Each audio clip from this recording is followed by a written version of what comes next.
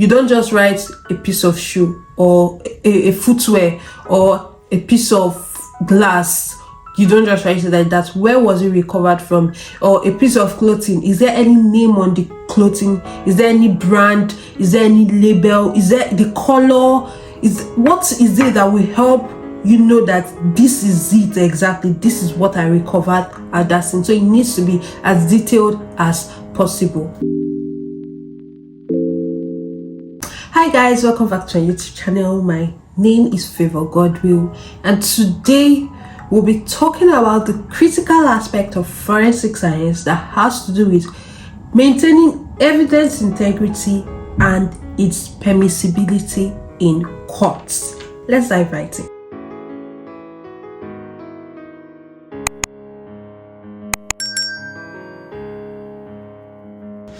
So hi guys, today we are going to be talking about the chain of custody. Yes, so in our last series we talked a bit about chain of custody, but today we'll be going right in to what is chain of custody. It's not a neck piece, no, it's not. Maintaining the chain of custody is like playing a game of follow the evidence. So it's a process, it's a meticulous process that tracks the movement and handling of evidence from the moment it's collected at the crime scene to its presentation in court.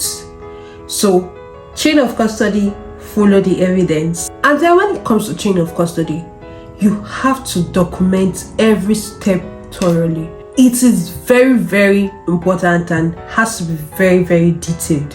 So you're documenting everything thoroughly, from the date, the time, the location, the person that collected that evidence. Every single thing has to be recorded. It has to be written down. It has to be taken into record. So to your notes, to your photographs, to your sketches, these are very vital steps in helping you to preserve the original condition of the evidence. Let's say you recovered a footwear mark from the window and then it is not in your notes, or you do not have a photograph of it. So how are we sure that that footwear mark that you recovered, let's say it's a cast or it might have been recovered through ESLA, but how are we sure that that footwear mark recovered was not gotten from the road, or it was not gotten from a shop? How are we sure that it is from the crime scene that you covered that? So this is why it needs to be in your sketch, it needs to be in your photograph, and it also needs to be in your notes. The second thing you need to know about chain of custody is in its packaging. Last time we talked about, you need to package evidence in such a way that you do not lose anything, in such a way that it is not contaminated. And then there are also different factors you need to take into consideration when packaging evidence. Now, an evidence that is properly packaged remains undamaged and it is not contaminated. It is not contaminated at all. So when you package evidence properly, you prevent cross-contamination, you also prevent deterioration. So this is why you see they use, when you're packaging things like DNA, you have to use breathable bags that are also well sealed to avoid contamination, to avoid degradation of these evidences. The third thing you need to know about chain of custody is in sealing and labeling. Now, once you have packaged an evidence, you must ensure that it is properly sealed and labeled.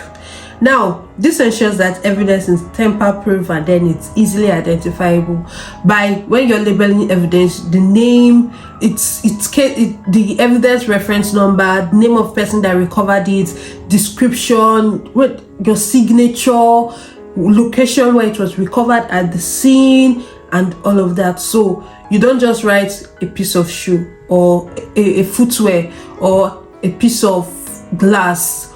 You don't just write it like that. Where was it recovered from? Or a piece of clothing. Is there any name on the clothing? Is there any brand? Is there any label? Is there the color?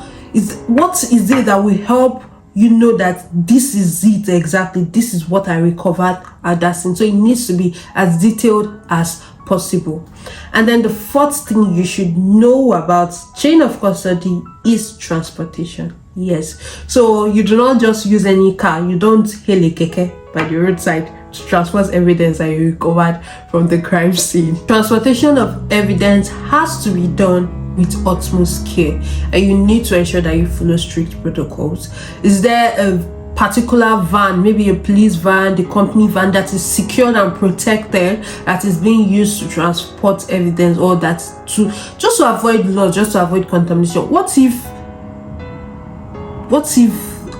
the car is attacked on the way? Let's say it's a crime that involves people that want to, I used to watch those movies, but let's say the car is attacked on the way, and then you now say it was your personal car. But if you are using a secured storage, a secured transportation, secure storage to transport those evidences, so you know that you're on the safe side, you at least use the right thing to transport evidence from the crime scene to where it's supposed to be. This can be a lab, it can be the police station, to where that evidence is going to for the next step of it. So you need to ensure that the chain of custody is reliable at every point in time. If there's a strict protocol, if there's something to be used to transport evidence, make sure you use it.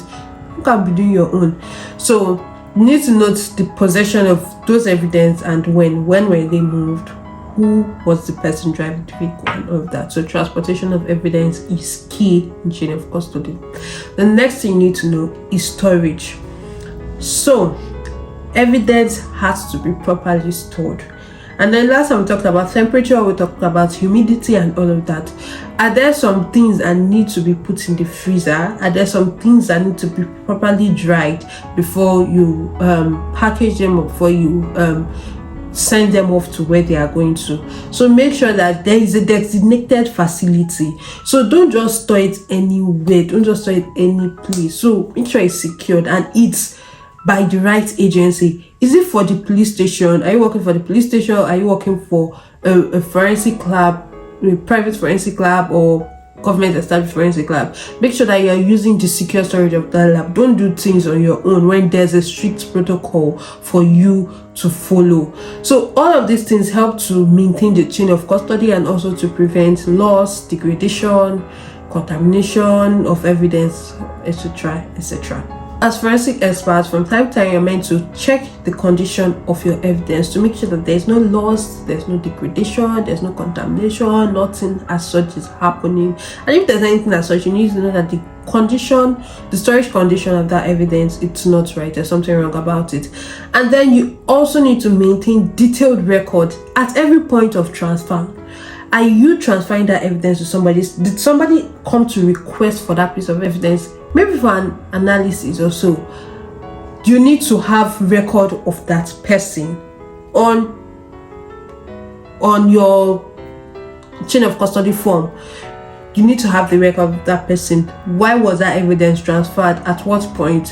Who was the person that you transferred it to? Who collected the evidence? What do they want to use it to do? So these are details that you need at every point of transfer or examination of that evidence, whether legit or illegitimate, whether right or wrong. But every single detail needs to be documented. So this helps to establish the credibility and integrity of that evidence. So it's going to help you to be accepted in courts. You should know that chain of custody is like the backbone of every forensic investigation, and then it's chain of custody that helps evidence to be reliable, it helps evidence to maintain its integrity, it helps evidence to be accepted in court.